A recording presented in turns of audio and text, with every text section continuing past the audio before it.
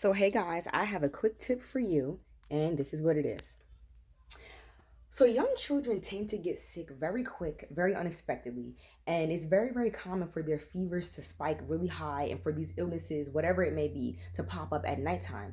So, as a new mom, that was very frazzling to me when my daughter would be sick.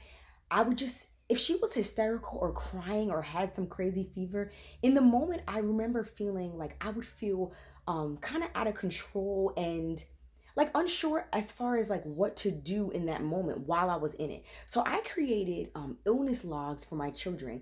And I'm a little bit more of a seasoned mother now, so I don't feel as frazzled when she's sick. But last night was an example. She randomly threw up, she had a fever. And so I created these illness logs that I keep on deck that I just want to share. Basically, it's just a way to track what's going on with your kid, what's the symptoms, what you've given them. You never know, you pray that it's never anything that's really bad. But if they have some kind of sickness that's going to linger or some kind of like other health issue, you're going to need to be tracking and to be able to provide the doctors with information as to what's going on with them. So I just wanted to share the medical illness logs that I created for my children. I felt like it's a really quick tip, and I find them to be very helpful in the name of like the anxiety of your kid just popping up being sick. It's like direction. It gives you a quick guide as to what you do if you're feeling a little frazzled. So this is what they look like. So this is Harmony's illness log, right? I also have one for Quest, but yeah, I literally have her name, the day, the date, her symptoms, right? Did she sleep? Did she have food or drink? Her diapers, meaning like did she has she been pooping, has she been peeing? That's very relevant because if a child is not peeing, it could be indicative of other problems. They could have a urinary tract infection, some kind of kidney issue. These are the kind of things that the doctors or a hospital would want to know. Obviously, you want to track their temperature. Parents of young children, if you're not taking their temperature rectally, you probably are just not getting a true reading. The most accurate way to tell a child's temperature is rectally. A lot of people feel weird about it and they're not comfortable with it. I suggest getting over that. It's really not that serious. It's not that scary at all. I put a little aquaphor on the end of this here. This the little silver part, that's the part that goes into the bottom. It's no more than like 30 seconds. It's really quick, and then you get an accurate temperature reading. So that's just my suggestion, is to take your child's temperature anally. Yes, that's just what it is. Putting a thermometer in a child's butt is the most accurate way to get their temperature.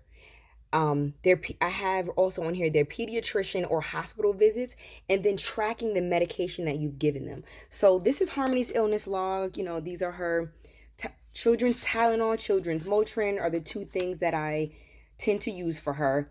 And like I said, this is just a quick tip.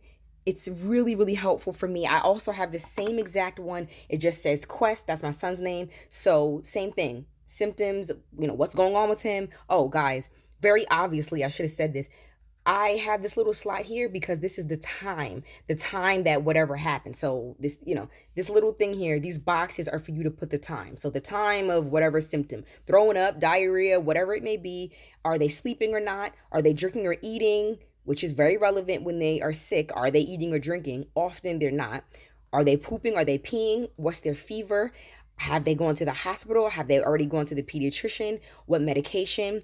And the last thing I'll say is I have multiple of these. So I do this by day. You get what I'm saying? So this illness log is for day one. This is the first day of whatever. And then hopefully this doesn't continue. But let's say she's sick for a week. I find it very helpful, and I believe other people will find it helpful too if you're tracking how your child's doing. So yeah, I have like 50 of these printed for Harmony. I have a bunch for Quest as well. And that is just a quick tip from me to you. I find it very helpful when I track when my children are sick, so I know what they're doing, they're not doing. So yeah, so I can help them as best that I can. I can give them comfort, and that me and my husband also can be on the same page. That's another big point. Whoever else may be caring for your child, they should know when's the last time they had how much medication, all the specific things that they would need to be taken care of. So that's my quick tip.